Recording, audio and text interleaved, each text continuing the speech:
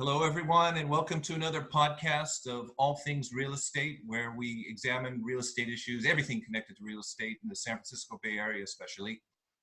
Today, we're going to talk about down payment assistance. We're happy to have Xavier Williams. He's a mortgage loan originator at Pacific Home Brokers. His contact information will be in the post, so if you have any questions, feel free to reach out to him. You can reach out to me. My name is Ken Buchanan. I'm a realtor with Century 21. And also, if you'd like to continue receiving these videos, feel free to subscribe to my channel, my YouTube channel. So let's turn it over to Xavier. So Xavier, first of all, thanks a lot for being here. Thanks for asking our questions. And we know that buying a home in the Bay Area is tough. Prices are high, even when incomes are high. And a lot of people, especially first-time home buyers, really struggle with things like down payment. And I just want to let them know about programs that are out there to try to help them. So why don't we start by, first of all, defining what is a first-time home buyer, because a lot of people might not be aware of this. Sure. Hey, Ken, thanks for having me on. Glad to be on this podcast speaking to our potential borrowers and clients in the future. And so to kick it off, in terms of our first-time home buyers, a lot of these programs have a pretty broad definition of what would qualify you as a first-time home buyer. In fact, this definition is outlined by the HUD. So they define what a first-time home buyer qualifies as. And a lot of people have questions around this area because they've either owned a home in the past, or maybe they are now married to somebody who's owned a home or owns a home. But the nice thing about the HUD definition is as long as one of the borrowers on the loan application has not owned a home in the last 3 years, the entire party to that transaction qualifies as a first-time home buyer. And so that's nice, because what that means is, if, for example, if I were to get married and I owned a home, and I currently own a home, or I owned a home in the last 3 years, if I were to get married to somebody who's never owned a home, we would both qualify as first-time home buyers. And that would make me and my wife or potential partner eligible for these first-time home buyer programs. So that's a little bit of an area that not many people know about. So it's nice to kind of get that word out there. I think also people who've owned mobile homes also fit into that category. That's correct. There's actually multiple criteria that we can, definitely dive into deeper at a later time. But mobile homeowners, if you've recently been divorced and you owned a home with somebody else who kept the home, you would now qualify as a first-time home buyer, even if it's been in the last 3 years. So there's actually various guidelines that direct whether somebody qualifies as a first-time home buyer. So definitely, if you're on the fence, if somebody's on the fence about whether they qualify, they should reach out, because we can check to see if there's any exceptions that qualify to their scenario, for sure. Okay, good. Why don't we talk about some of the programs? Because, a lot of people think that when they buy a home that they have to put down 20% as a down payment. And of course, a typical home in the San Francisco Bay Area can easily be above $1 million. And if you think 20% of $1 million, I mean, $200,000, that's not small money just to throw down, at one time. So can you talk a little bit about some of the down payment assistance programs that are available out there? Absolutely. So depending on the city or county, certain cities or counties within California have different program options available depending on the situation. So some cities and counties or housing agencies will offer up to 20 or 25% of the purchase price in the form of a down payment. Wow. Now, generally that may come in either a grant, depending on the occupation of the borrower. Right now, there's a strong push to get medical workers and first responders assistance, due to all the hard work they're doing for us out in the field every day. So that can come either in the form of a forgivable grant, which means the money does not have to be paid back. Some options get tacked on as what's called a silent second. And simply what that means is that 20% would just get tacked on to the back end of your loan without a payment being due. So it doesn't affect any qualification ratios. Some of them have no interest, so they don't accrue any interest.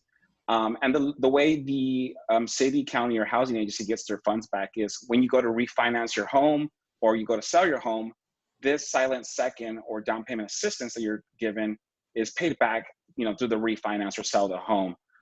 So in the scenario where there's no interest rate being charged, it's basically like getting free money to buy a home, and it just gets paid back whenever you decide to refinance or sell. So potentially you can go 30 years without ever paying a dime back on these assistance programs. Yeah, right. And again, like you said, this is a deep topic. We're just getting into it kind of on the surface level. And every county in the Bay Area, every town in the Bay Area has a different program. I know that, for example, the Housing Trust of Silicon Valley does a lot of work in the San Jose area. There's also another organization called House Keys, which provides a lot of assistance in Morgan Hill, Campbell, also Yep. San Ramon. So it takes a little bit of research.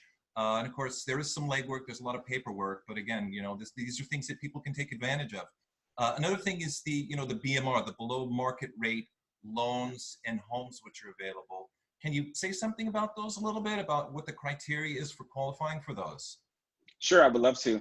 And just to kind of iterate and touch on what you just mentioned, there's so many different down payment assistance programs out there.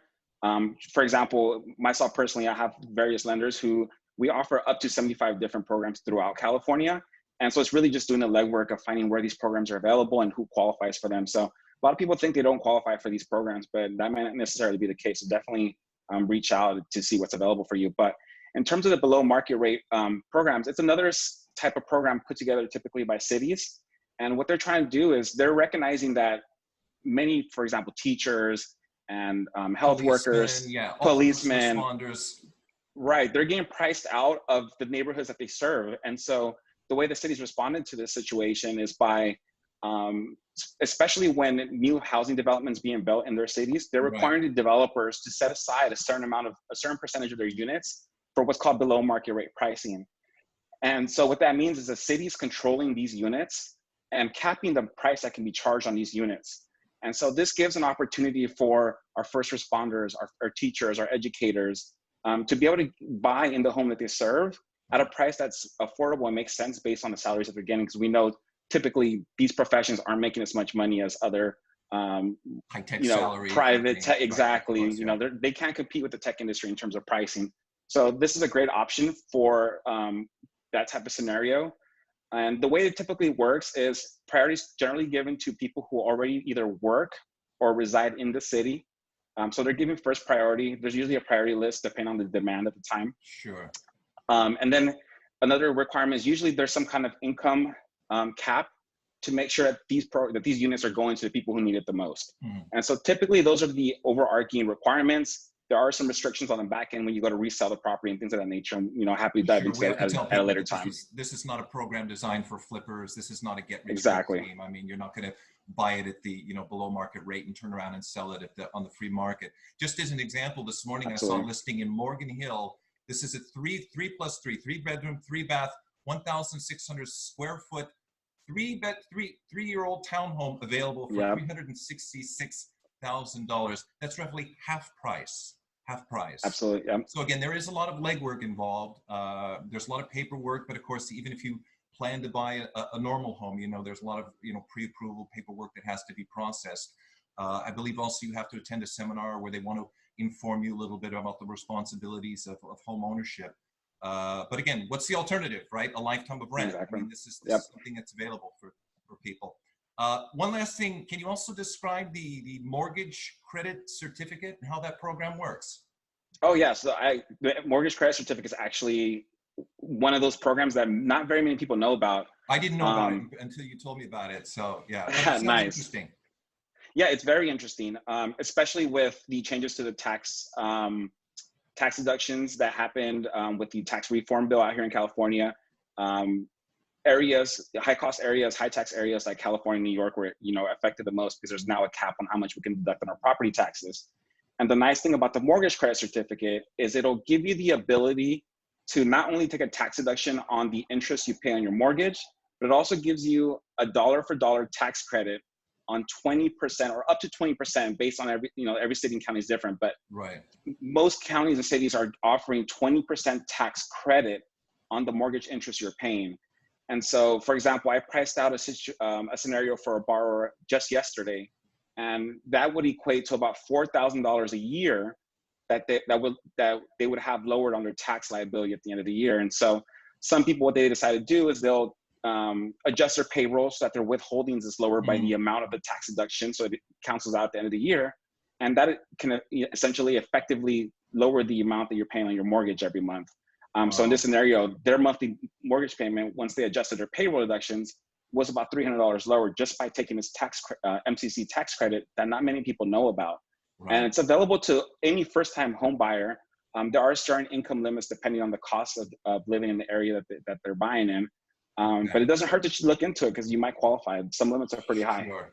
I'm sorry to cut you off, Xavier. Again, these are very deep topics. And again, if you have any questions, feel free to reach out to either one of us. I'm Ken Buchanan with Century 21. You can reach out to Xavier. His contact information will be in the post. Thanks again for anybody who is listening. Feel free to subscribe to our channel. Thanks again, Xavier. Take care. You do the same. Thanks. Bye-bye.